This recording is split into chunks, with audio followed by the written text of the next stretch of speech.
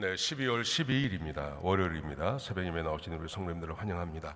말씀 나누기 전에 공동기도 제목으로 기도하는 시간 갖도록 하겠습니다. 기도하시겠습니다. 홍석과 집사의 암을 치료해 주십시오. 배옥진 집사의 뇌졸중을 치료해 주십시오. 언어가 회복되고 오른쪽 팔다리에 힘이 생겨나도록 해 주십시오. 곽한나 집사를 치료해 주십시오. 권하자 집사가 다시 걷도록 해 주십시오. 이승학 성도의 뇌종양 치료가 잘 되게 해 주십시오. 권현민 형제를 치료해 주십시오. 김에브라임 형제가 신장 이식을 속히 받도록 해 주십시오. 김시희 집사의 뇌종양 치료가 잘 되게 해 주십시오. 김수진 집사의 항암 치료가 잘 되게 해 주십시오. 우한 폐렴으로부터 우리를 지켜 주십시오. 예수님의 이름으로 기도합니다. 아멘. 오늘 본문의 말씀은 전도서 2장 12절에서 26절까지 말씀입니다. 행복은 하나님의 선물입니다 라는 주제로 하나님 말씀을 함께 나누시겠습니다. 오늘 본문에 보시면 솔로몬이 굉장히 중요한 이야기를 합니다. 이렇게 말을 합니다. 자기가 시험 삼아서 자기를 행복하게 해보려고 했다는 겁니다. 네, 우리가 어제 주일은 새벽 예배를 안 하는데요, 1절부터 11절까지 내용에 그 말씀이 나옵니다. 1절에 보시면 자기가 시험 삼아서 자기를 행복하게 해보려고 한번 해봤는데 이것도 헛되더라. 뭘 시험해봤냐 하면요, 이렇게 말해요. 화려한 궁궐을 짓기도 하고 포도원을 만들기도 하고 큰 가수원을 짓기도 하고 그 포도원과 가수원에 물을 대기 위해서 저수지를 파기도 하고 남녀 종을 사기도 하고 많은 가축대를 얻기도 하고 은과 금을 사기도 하고 노래하는 남녀 가수를 얻기도 하고 거기다가 자기가 그 아름다운 처녀들을 자기의 부인으로 얻기도 하고 다 해봤다는 겁니다. 요즘 말로 하면 사람이 스스로 자기를 행복하게 해줄 수 있다고 믿는 모든 것을 다 해봤습니다.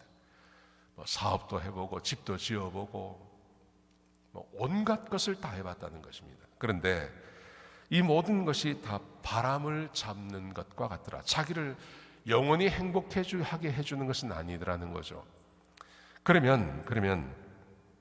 그래서 이 사람이 이런 것을 다 한 다음에 오늘 12절부터 26절까지는 그러면 어떻게 하면 사람이 행복하게 살 수 있을까를 자기가 연구했다는 것입니다. 그러면서 이렇게 말을 합니다. 크게 세 종류의 사람을 이야기합니다. 첫 번째, 자기 같은 사람 말하죠. 선왕으로부터 왕위를 물려받은 사람. 얼마나 행복한 사람입니까? 사실 다윗이 왕위에 오르기 위해서 얼마나 수고를 많이 했습니까? 거기에 비하면 솔로몬은 아무 적 없이 그냥 왕이 되었죠.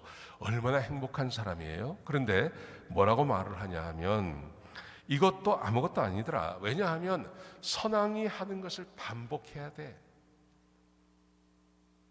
내 아버지가 했던 것을 나도 반복하고 하는 건데 별로 재미가 없어. 이렇게 말을 합니다.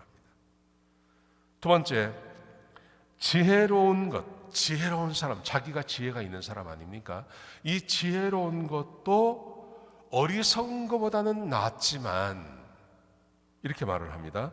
지혜로운 사람은 앞날을 아는 사람이고 어리석은 사람은 앞날을 알지 못하는데, 그래서 지혜로운 것이 굉장히 좋은 것 같지만 근데 지혜로운 사람도 어리석은 사람도 결국은 같은 운명이다. 같은 운명이란 말이 무슨 말이냐면요, 결국은 죽는다는 말이에요. 지혜롭게 산 사람도 죽고 어리석게 산 사람도 결국은 죽더라. 죽는 것이 똑같다면, 그렇다면 지혜를 얻기 위해서 그렇게 잠 못 자고 그렇게 열심히 사는 게 그게 무슨 의미가 있냐? 그것도 허망한 거다. 이렇게 말합니다. 우리말에 그런 말이 있지 않습니까? 이렇게 40이 되면 외모에 평준화라 그러죠.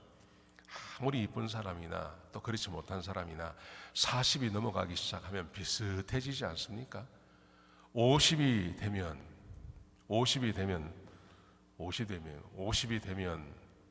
학벌의 그 평준화라 그러죠. 좋은 대학을 나온 사람이나 그렇지 못한 사람이나 50이 넘어가고 60이 되면 거의 비슷하다는 거예요. 근데 60이 되고 70이 되면 그러면 건강에 평준하라 그러죠. 아주 건강한 사람이나 건강하지 못한 사람이나 60이 되고 70이 되어 보면 거기가 거기라는 거죠. 그게 사람의 운명이라는 겁니다. 나이가 들면 이전에 아무리 아름다운 사람도, 아무리 지식이 많은 사람도, 그리고 건강했던 사람도 그렇지 못한 사람들과 거의 비슷하게 되어지는 것, 그게 사람의 운명이라는 겁니다. 그러므로 지혜롭다고 그렇게 자랑할 게 있는가? 또 지혜를 얻기 위해서 그렇게 노력하고 사는 게 무슨 의미가 있나? 어차피 다 죽는데, 이렇게 말하고 있는 겁니다. 그리고 18절부터 보시면요, 세 번째 이렇게 말합니다. 수고하고 노력하는 것도 별 의미가 없다. 왜냐하면 내가 수고하고 노력해서 얻은 것을 내가 죽을 때는 누군가에게 넘겨주고 가야 되는데, 그 사람은 어떤 사람이냐 하면 수고도 하지 않고 노력도 하지 않은 사람에게 그것을 주고 가야 된다는 거예요.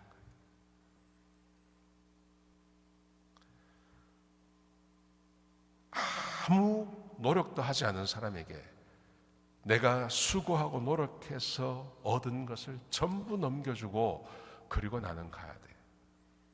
그렇다면 내가 수고하고 노력한 게 이게 무슨 의미가 있냐? 평생도록 잠 못 자고 그렇게 살았던 것, 그걸 얻기 위해서 그렇게 애를 썼는데 그걸 아무 노력하지 않은 사람에게 딱 넘겨주고 내가 이 세상을 떠나가는 것, 그렇다면 내가 수고하고 노력하는 게 무슨 의미가 있냐? 그렇게 말하는 겁니다. 이것은 어떻게 보면 전부 자기 이야기예요. 솔로몬이 자기가 지혜로운 사람이고 자기가 선왕에게서 나라를 물려받은 사람이었고 자기가 노력해서 얻은 것을 자기 아들들에게 넘겨주고 가야 하는 그런 상황이죠. 의미가 없다는 거죠. 이게 사람을 행복하게 하는 것이 아니더라. 그러면서 이렇게 말합니다. 24절부터 26절까지 보시면 행복은 하나님의 선물이라고 말합니다. 이렇게 말을 합니다. 하나님의 선물은 사람이 먹고 마시고 수고하는 중에 낙을 누리는 거다. 사람이 먹고 마시고 수고하는 중에 낙을 누리는 것이 가장 좋은 것인데 하나님께서 허락하지 아니하시면 아무도 할 수 없다. 하나님께서 사랑하는 자에게 지혜와 지식과 기쁨을 주십니다. 하나님의 선물이 있습니다. 그 하나님의 선물이 바로 먹고 마시고 수고하는 중에 기쁨을 누리게 해주시는 것입니다. 사람의 지혜나 아니면 수고하고 노력하는 것이 나를 행복하게 하는 것이 아니라 하나님께서 주시는 것입니다. 하나님이 하시는 것입니다. 하나님께서 먹고 마시고 수고하는 중에 낙을 누리도록 해주는 것. 먹고 마시고 수고하는 중에 라는 말은 일상의 삶을 사는 걸 말하는 것입니다. 내가 무언가 대단한 것을 이루어서 행복한 게 아니라 그냥 일상의 삶을 살아가는 것입니다. 일상의 삶을 살아가는데 하나님이 내 마음 가운데 기쁨을 주시는 거예요. 마음에 기쁨을 주시고 희락을 주시고 마음에 행복한 마음을 주시는 것, 이게 하나님의 선물이다 말씀하십니다. 사람이 가장 좋은 것, 그것은 그냥 일상의 삶을 살면서 기쁨을 누리고 살아가는 거예요. 그냥 하루에 출근하고 퇴근하고 하는 아주 우리가 일상적으로 살아가는 그 삶을 살면서 내 마음에 기쁨을 가지고 살아가는 것, 그게 하나님의 선물이고 그걸 하나님은 사람들에게 주시기를 원하신다는 겁니다. 그런데 우리는 어떻습니까? 우리는 그렇지 않죠. 굉장한 지혜가 있어야 또 굉장히 노력하고 수고하면 사람이 행복할 것 같습니다.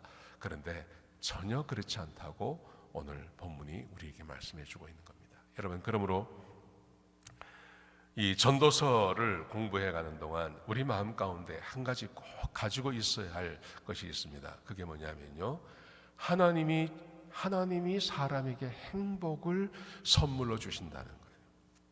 이게 하나님의 복입니다.